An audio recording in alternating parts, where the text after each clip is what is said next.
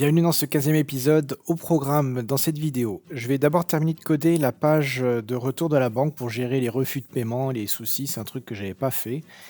Et je vous montre ça parce que vous verrez, je me lance dans une petite évolution et il va m'arriver des aventures avec mon clavier, le clavier de mon ordinateur, vous le verrez. Pendant cette vidéo, je vous montrerai ensuite une fonction de planification avancée de Claude 2.0. C'est quelque chose qui est très sympa sur des prompts un peu compliqués où il y a différentes options et qui fonctionne en mode planification. Claude Code proposera différentes possibilités, nous laisserons guider, ça c'est vraiment très sympa. En fin de vidéo, nous allons installer un autre outil de GNI autre que Claude Code. Je vais vous en parler beaucoup plus dans la vidéo 16 que j'ai déjà quasiment terminé de monter. Là, on est sur la vidéo 15 pour l'instant. Je vous souhaite un bon visionnage. N'hésitez pas à laisser un commentaire et aussi un petit pouce pour m'encourager. Et surtout, n'oubliez pas que le jeudi 6 novembre à 10h du matin, rendez-vous sur le site recdevox.fr pour acheter des places avec le logiciel que je suis en train de coder dans cette série de vidéos.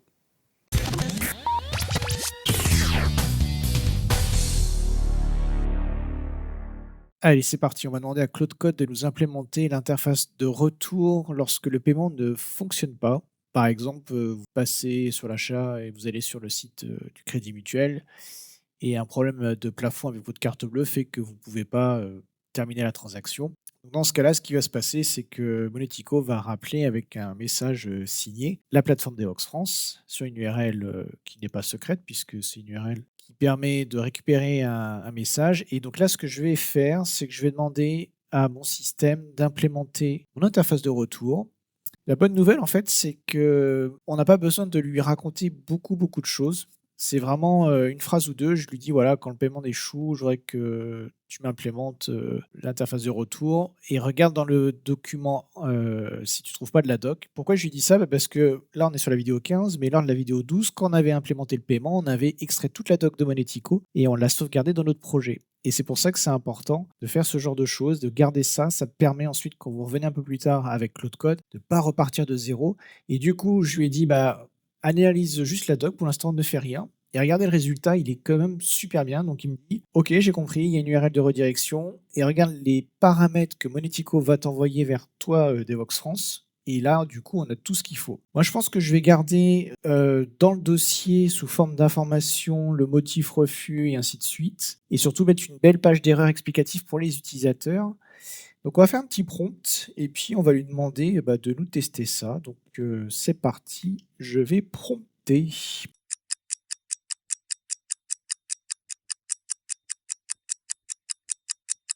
Ok.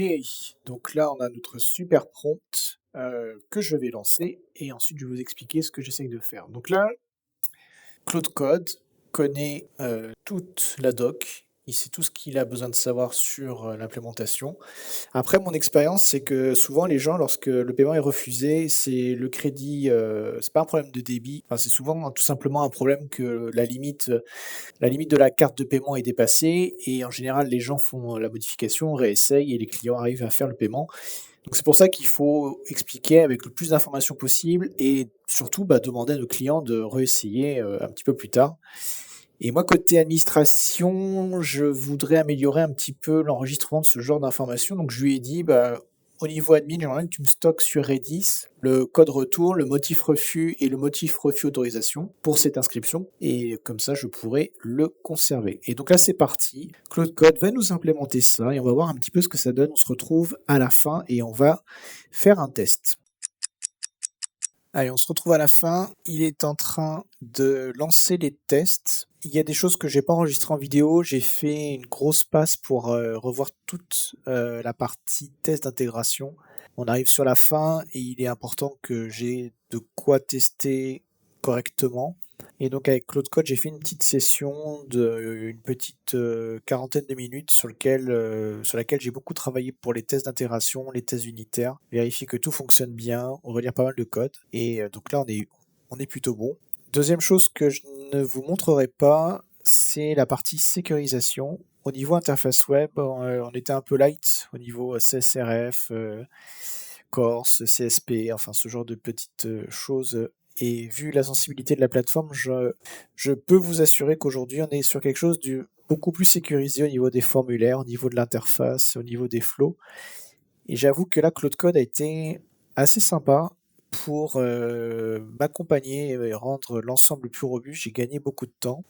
Je vais juste vous montrer deux petits trucs. On a maintenant un système dans le code qui... Alors, on va le laisser terminer.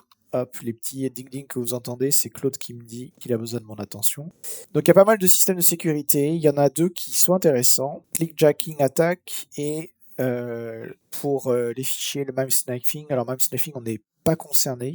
Mais le Clickjacking Attack, je trouve que c'est une attaque assez sournoise. On peut mettre des frames sur un site internet. Vous cliquez sur un bouton en pensant fermer une vidéo ou arrêter. Et en fait, le clic que vous faites ne fait pas ce que vous pensez. Vous cliquez sur autre chose comme faire des bidouilles pour piquer vos mots de passe.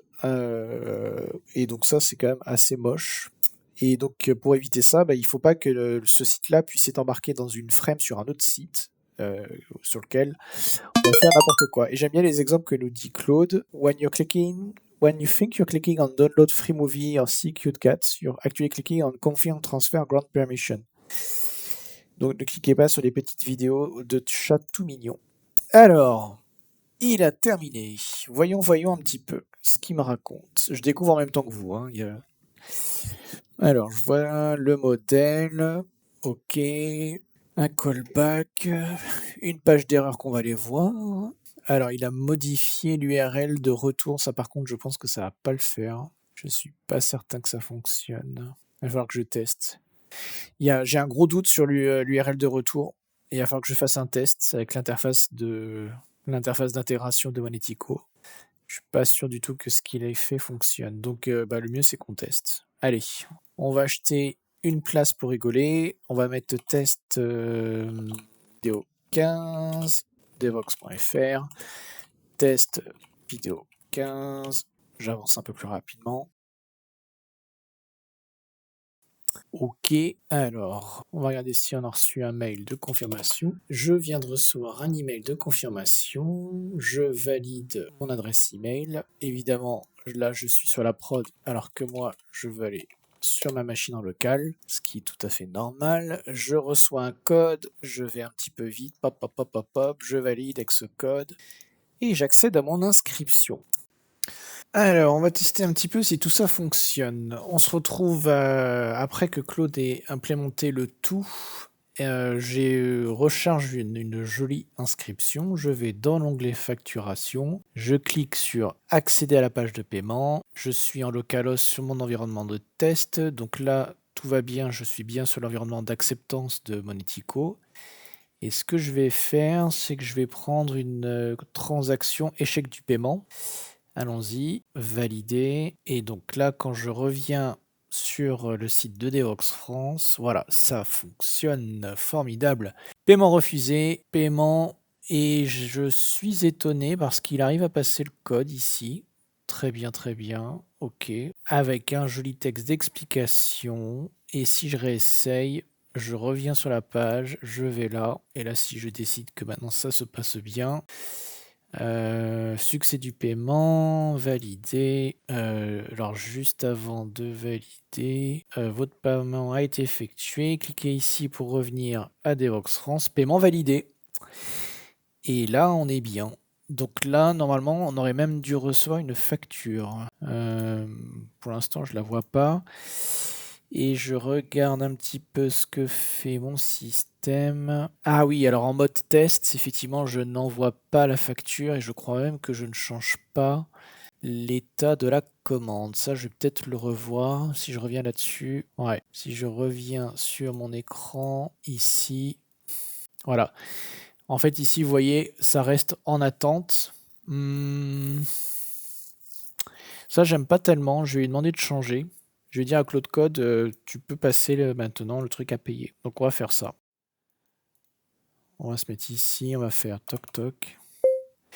Je voudrais maintenant implémenter un système qui met à jour le paiement de mon inscription, même lorsque je suis en mode Monetico Test. Je voudrais que la registration passe au statut payer. Je ne veux plus que la registration reste sur l'état pending payment, même lorsque je suis en train d'utiliser le mode test de Monetico. Peux-tu regarder le code, me montrer à quel endroit je dois changer moi-même, s'il te plaît, le code. Ne modifie rien sans mon accord. Allez, bosse un petit peu, mon copain. On va voir ce qu'il nous raconte. Bon, honnêtement, je suis pas un grand fan de un prompt en français. Là, vous voyez d'ailleurs qu'au passage, il y a des trucs, je ne sais même pas s'il va comprendre ce que je veux faire. Alors, il a compris. Je vais analyser le code pour te montrer exactement où faire la modif pour que le statut de la registration passe à paid, même en mode test. C'est chouette parce que bon courage pour comprendre le mélange des deux. Alors, il a raison, c'est bien dans payment.go. Actuellement, en fait, alors on va aller voir ce que c'est. Payment.go. Et si on se met à une fenêtre un peu moins importante. Ok, si on se met là, on va ici. Je me souviens plus de mes raccourcis, c'est formidable. Je ne me souviens plus de mes raccourcis, j'ai tellement peu codé que ça y est, c'est la fin, je vais mourir, je ne sais plus coder. Non. Alors, qu'est-ce qu'il faut que je fasse? Dis-moi tout, mon copain. Ouais, je parle comme la boiserie, que j'adore.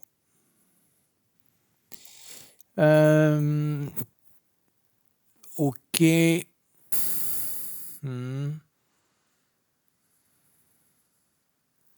va falloir aussi mettre à jour tous les tests. Allez, on va effacer du code. On va effacer du code.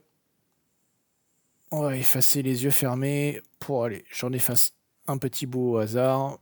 J'efface un petit bout ici. Je fais un Shift pomme L. Hop là. Et là, je m'attends à ce que tous mes tests ne marchent plus. Mais je vais demander à Clocode de lancer les tests. Lance les tests d'intégration. Partie retour du paiement. Si jamais ton test passe, c'est que tu n'as pas testé correctement. Et ça, ce n'est pas bien.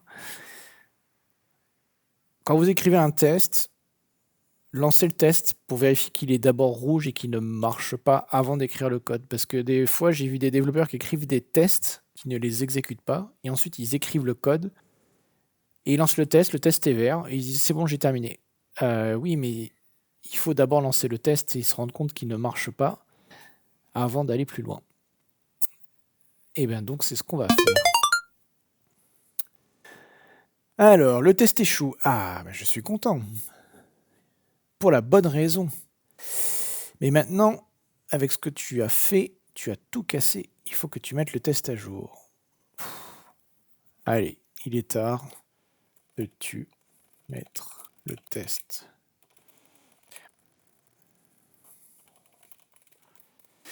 Alors que je pourrais le dicter, vous voyez, j'ai quand même le réflexe de taper. C'est fou, hein. Mais bon, dans quelques années, je pense qu'on n'aura plus besoin de clavier. On discutera avec nos ordinateurs. J'ai un super clavier, je vais vous le montrer, regardez. Regardez, j'ai un clavier de gamer. Je suis sur Mac et j'ai acheté ce clavier 200 €. C'est cher. C'est cher. Mais c'est un clavier, je configure les touches avec un petit logiciel qui s'appelle OpenRGB. Allez, je vous le remonte parce que vous ne l'avez pas bien vu. Attendez. Je vais faire des bêtises à force. Je vais vous mettre en plein écran. Voilà. Regardez mon clavier.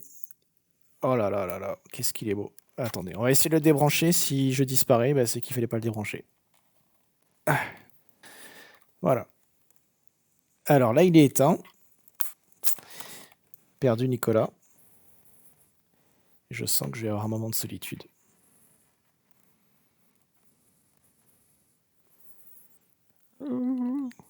Il marche toujours. Il marche toujours, mais c'est pas fou. On va prendre un appareil moderne qui s'appelle un téléphone et on va faire une vidéo en vous montrant mon beau clavier. Regardez. Hop. Attendez, on va se mettre comme ça. Hop là, voilà. Donc là, vous voyez, regardez, vous passez à la télévision. on va lancer le petit truc OpenRGB. Et on va cliquer sur l'autre profile. Voilà, le clavier, il s'allume. Toc. Je crois que c'est un clavier Razor, j'en sais rien, je sais plus. C'est un clavier en tout cas, avec le petit logiciel OpenRGB sur Mac, vous pouvez configurer la couleur des touches. Et ça, c'est vraiment cool. Comme ça, vous pouvez faire ce genre de petites choses très rigolotes. Voilà, et ça, c'est mon petit Stream Deck. Et voilà, vous venez de repasser normalement en bas à droite. Bon, alors, pendant que nous, on regardait mon clavier, qu'est-ce que tu as fait? Alors maintenant, tout est fait. Et ben écoutez, je vais quand même tester, puisque ce que je propose, c'est que je vais faire ça. Hop. Donc là, Monetico, test. Je prends un truc successful, je valide. Je reviens sur le site d'Evox France et paiement validé. Alors dans cette partie, je vais vous montrer une fonction de planification de Claude qui est apparue dans la version 2.0.15, si je ne dis pas de bêtises. Le problème que je veux résoudre, c'est le suivant. Là, je suis sur la page d'admin et vous voyez l'interface de recherche pour retrouver des personnes qui se sont inscrites pour les administrateurs.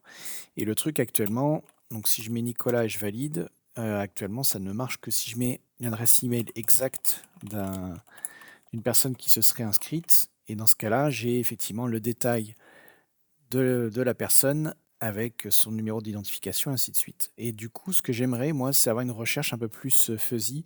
Par exemple, si je mets devox.fr, ou le nom de domaine d'un de nos clients, automatiquement, je vois toutes les personnes qui correspondent à ça. Donc, j'ai déjà fait le run sur mon ordinateur portable, et là, je vais le refaire sur cet ordinateur-là, et je vais vous montrer comment Claude est capable de vous présenter un plan assez détaillé, une petite fonctionnalité assez sympa, et comment il est capable aussi de vous poser des questions pour converger vers quelque chose de plus sympa. Donc je prépare le prompt et je vous montre ça juste après. Alors là, j'ai préparé mon prompt. Je vous montre deux choses. Déjà, quand vous faites tabulation, si vous regardez en bas à droite, là vous voyez Thinking On, Thinking On. Donc ça c'est la capacité à proposer de manière poussée un plan. Et ici vous avez le mode de planification qui est lancé. On est sur du Sonnet 4.5. Donc on va lancer, on va regarder ce qui se passe. Et on va regarder ce que Claude Code fait notamment.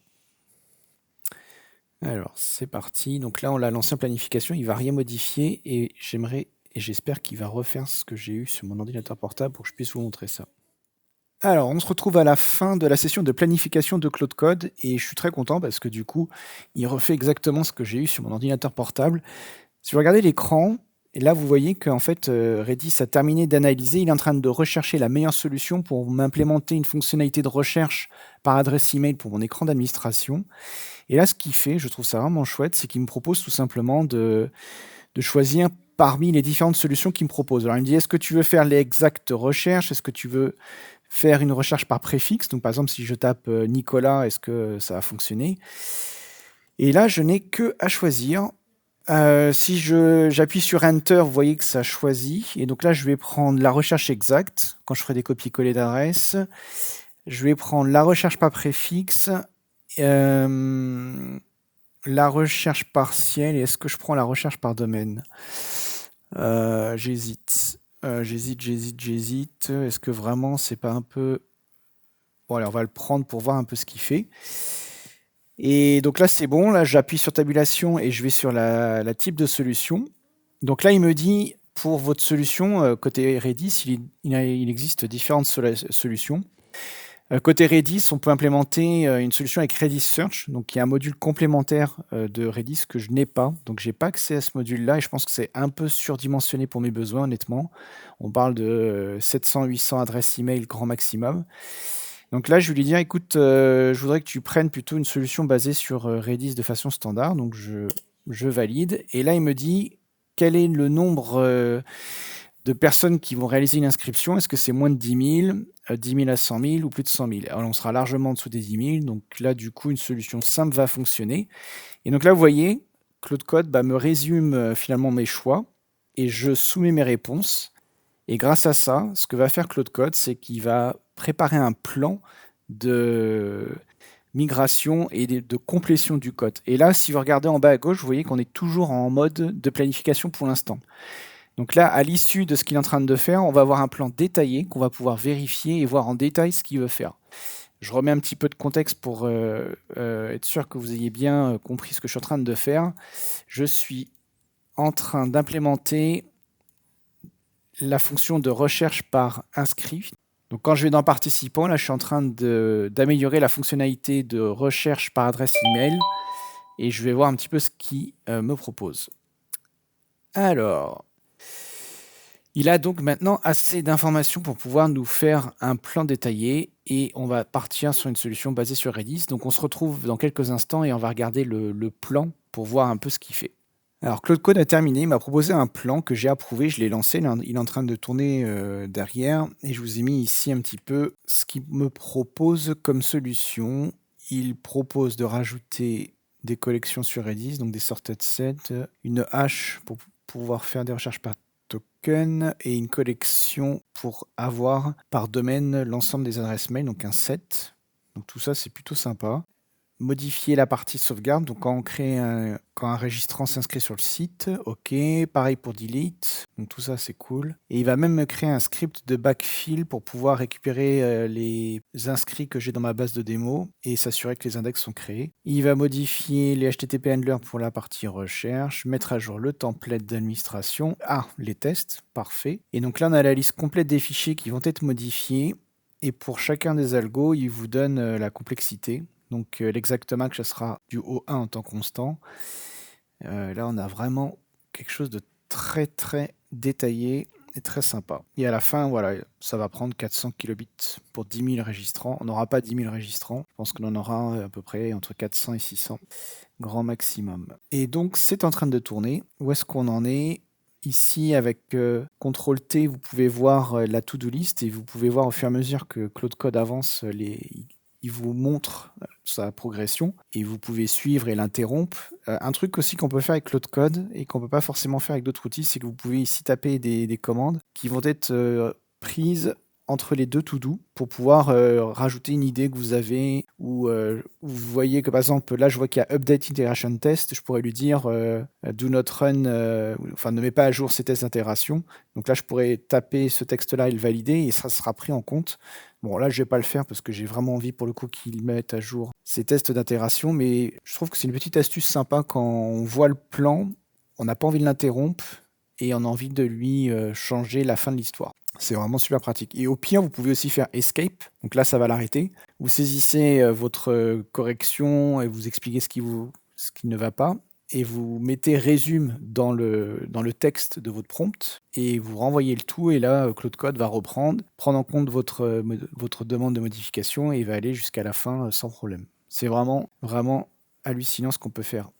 On se retrouve à la fin dans quelques minutes pour voir le résultat final. Je vois qu'il a terminé, il a préparé les choses qui vont bien, simplement il n'a pas exécuté le script de backfill, il me laisse le soin de le faire, donc c'est ce qu'on va faire. On est ici, attends c'est pas ça que je veux faire, on va faire un go run, on va lancer une petite commande de backfill.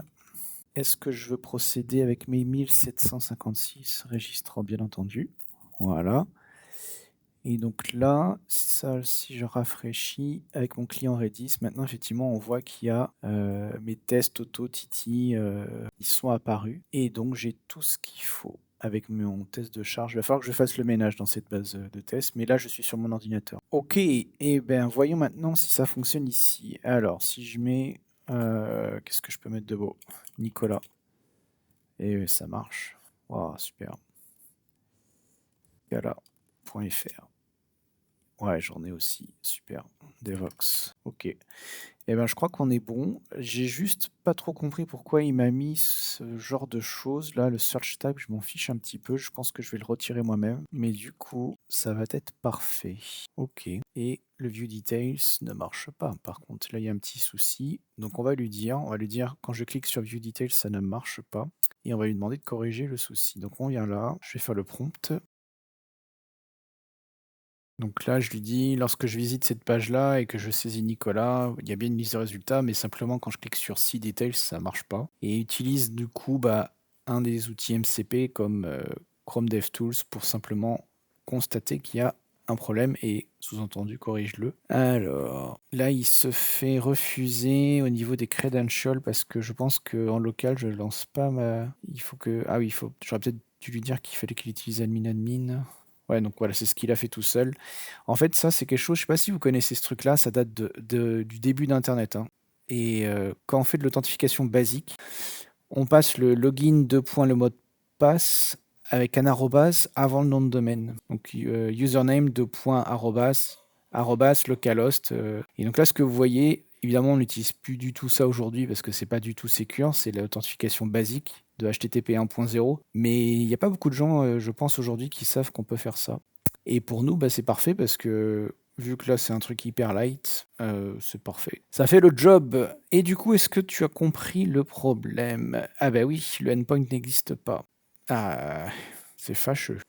C'est fâcheux. Bon, il va corriger facilement, je pense. Ah, alors il décide de rajouter un endpoint pour voir les détails du registrant. Ouais, je suis pas super fan ça. En fait, t'en as déjà un. Je suis pas super fan. Parce que en fait, l'interface, elle ne fonctionne pas tout à fait comme ça. Moi, en fait, j'ai deux outils qui m'intéressent, c'est les inscriptions et les participants. Donc, quand je prends une inscription, j'ai participant, c'est pas tout à fait exact, c'est registrant, donc l'acheteur plutôt. Et j'ai du coup le détail qui est nécessaire.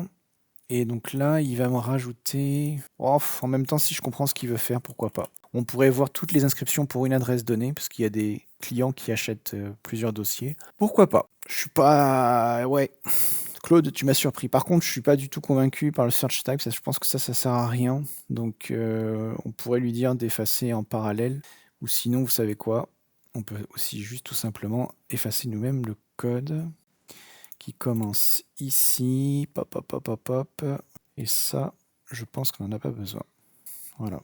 Et donc, pendant qu'il teste, je rafraîchis. Voilà. Donc là, c'est plus simple. Et si je fais Nicolas... Voilà, ça marche très bien. Et si je fais View Details, ok. Alors il a mis ça en dessous. Ouais, c'est pas mal, mais le problème c'est qu'il y a ouais. Par contre, ce que j'aimerais bien, c'est que pour ce registrant, il me fasse la liste des inscriptions. Donc ça, je vais lui demander. Je vais lui demander deux choses. Je vais lui demander de ne pas mettre registrant details en dessous du tableau, parce que le tableau peut être très, très long. Si je mets quelque chose de générique. Et je vais lui demander qu'il me fasse la liste des inscriptions de cette personne en particulier. Allez, c'est parti.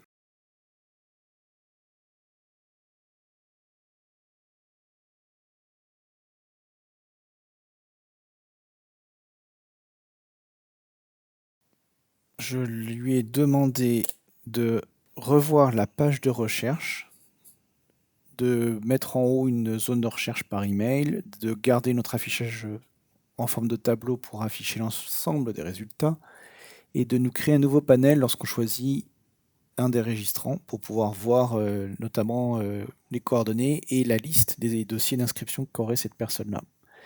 Donc je le lance pour faire un petit refactoring et je lui donne un exemple réel pour qu'il puisse tester. Je ne sais pas s'il va prendre un des outils MCP comme Chrome DevTools pour vérifier. On verra ça. Allez, on se met en pause, on revient quand c'est fait.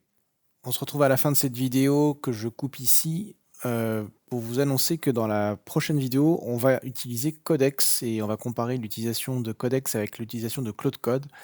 Et donc là, dans la fin de la vidéo que je coupe, je commence le setup et j'embraye sur la suite. Et pour vous proposer une vidéo qui tienne en moins de 30 minutes, je m'arrête là. J'espère que cette vidéo vous a plu. Je vous remercie pour les petits pouces pour m'encourager. Et n'hésitez pas à vous abonner, à poser vos questions dans les commentaires. Et je vous donne rendez-vous dans 48 heures pour la deuxième partie avec Codex.